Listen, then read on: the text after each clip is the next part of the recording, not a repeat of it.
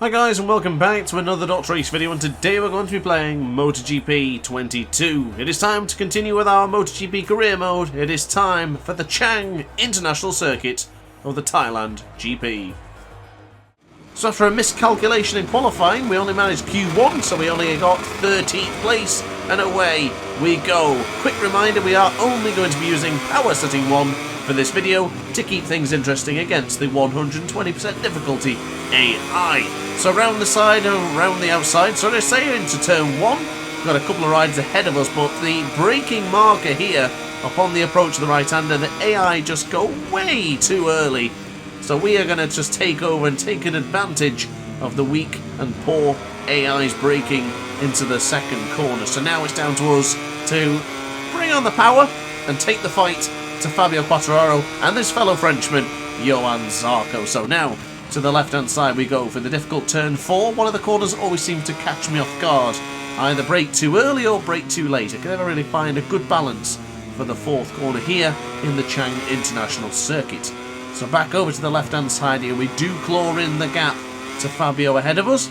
And then hopefully we can chase down Johan Zarco. Now, ladies and gentlemen, this is match point time. We can capture the MotoGP World Championship right here today in the Chang International Circuit if we acquire 15 more points than Pecco Bagnaia behind. That's not too difficult considering the position we're in right now and exactly where Pecco is right now on the circuit at this stage of the Grand Prix. As I'm thinking about a lunge up at the inside of Fabio, got a bit too close there, bumping into the rear of the Frenchman as he will begin to pull away from us. That's not ideal. You can see the difference in power setting 1. We really struggle upon the corner exit and then getting on the acceleration as Fabio got extremely close to the first corner's apex. So here we are losing more time to the Yamaha and of course the Ducati ahead. So on the brakes though, we claw all that time back by just being far superior on the brakes and getting into turn 3 the right way, and we're sneaking up on the inside of Fabio. Thank you very much. That's an additional 4 points for our championship challenge. It's not quite enough yet, but we're close. Just a little bit more and we could be the world champion by the conclusion of today's video. Now Zarco ahead of us, 1.1, 1.2 second. It's going to oscillate around that second advantage. But we don't really need to push for it now. I mean, yes, it'd be nice to win the World Championship now. Maybe for the next couple of rounds we start at the back of the grid, I don't know. Not decided yet. But maybe we'll just continue. We're already at a disadvantage with power setting 1. Maybe for the next season we'll start from every single race from the back of the grid. But for now, we're focusing on the Chang International Circuit. And we are 1 second behind Zarco. So far so good. Relatively calm. No high blood pressure or beats per minute for the heart rate monitor. So we are just going to try and claw down on Zarco. So already taking a few tenths of a second away. We're far superior into the final corner. And look at that. Ladies and gentlemen, your fastest man on circuit is Johan Zarco with a 1:29.434 and the identical lap time from us at 1:29.434. Zarco and me are on it right now. This is going to be a battle of the titans if we can catch him up. It's been a while since I had a good scrap with Johan Zarco. MotoGP 21 certainly offered a lot of competition with Johan Zarco and the Prima Prima at Ducati, or at least back then it was just the Prima at Ducati. So I'm keen to get the gloves off with him, but you can see he's pulled out, what, 4-5 tenths per second just from turn 3 alone. This is where we need to try and claw back some of the advantage the Frenchman has. So into the left-hand side for turn 5. A little bit deep, but it's okay. Don't need to start panicking. We really don't need to panic about the World Championship at this point. I don't think Pecco, as good as he is going to pull back 60-plus points in 3 races. Of course, coming up next will be Phillip Island, Sepang International Circuit, and then finally Valencia. Don't miss any of those, and of course be sure to hit the like button and consider subscribing so that way you don't miss any of them. You'll be guaranteed to be alerted to the next DrAce video. So then, onto the brakes we'll go for the final corner on the 3rd lap. Zarco is still holding on to this advantage. We lost 3 tenths of a second on that exchange. Still no improvement regarding the lap times. We'll continue to push. I'd rather go down fighting than to not have pushed at all. Yes, we don't really need to, but I'd rather make it interesting for the viewers. But unfortunately, yep, Quartararo's through, Zarco ahead. Goodness me, brake right in front of me, why don't you, Fabio? It's not ideal. But we go into turn 3 almost together. Of course, Fabio outbraking himself a little bit and trying to squeeze on through. Replication of what we did in the lap prior. Fabio, look at the speed difference. Power setting 1 is a killer on those small straights. Getting up on the acceleration there is losing us a dramatic amount of time, which of course is part of the challenge. But look at us sneaking up on the inside once more. Up underneath, we go back into second place. Does this bring Bastianini closer? Does it bring Pecco closer? Could very well do, and this is where a championship challenge of ours could be looking a bit thinner.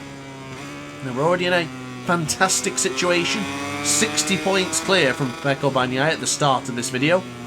Now we'll be even better. So we've just got to keep on pushing, and hopefully Pecco's not going to take any more positions. We could possibly then go to Phillip Island and take a beautiful victory. But here we go then, onto the firm part of the brakes, giving it everything, even a lot of rear brake as well to slow us down into turn 12. The gap is massive to Zarco, so forget about that. We had a bad lap there. 2 bad laps really. We lost 4 tenths, then we lost a second after getting into a bit of a battle, with Fabio Quartararo. Quartararo's 3 tenths of a second coming out to the first corner. Where will he be when we go firm on the brakes for the third corner? Still roughly 3 tenths. Okay, we've managed to hold on to second for now. What's it going to be like from turn 3 to turn 4? 4 tenths of a second upon the acceleration. Down to 3 tenths. Down to 2 tenths. Here he comes. Look at the speed difference. And behind him is Enea Bastianini. So we're not able to really rest here. Got to pay attention. Got to concern ourselves with the rider behind. From Fabio to the other riders as well. And I think I'm suffering from that glitch where you can't view behind you. So when you do press the right stick, it won't actually move. The helmet moves as the rider's moving his helmet to look, but the camera doesn't actually go backwards. It's a strange one that happens every now and again. I don't really know why or what causes it. But all I know is that I can't look backwards, so I had to use the other camera to get a different perspective earlier on. So then back over to the right then for the penultimate corner here on lap 5. 3.6 seconds is Johan Zarco up the road. Signed, sealed and delivered. Victory for the Ducati man. Now of course, might not be. We did see the Motegi Grand Prix just a couple of days ago and we had a massive surprise right in the final corner of Motegi. If you haven't watched that one yet, check it out. I don't want to spoil it for you, but it was quite the surprise. So definitely check that out. But penultimate lap then, ladies and gentlemen, here in the Chang International Circuit. 3.7 is to Zarco, had made a small mistake going into turn 3. Not ideal on board the LCR Honda. We were just pulling away from Fabio Quartararo. And now it's looking a little bit tighter. 6 tenths of a second. It could be even smaller by the time we go into turn 5. The Yamaha will be strong around this infield section. Yeah, the Honda... I can never say this very well. The Honda RC213V is a bit of a pig sometimes when moving around. It's certainly not the Yamaha. If I could choose again, I probably would still go for the Honda just to make things a bit more interesting.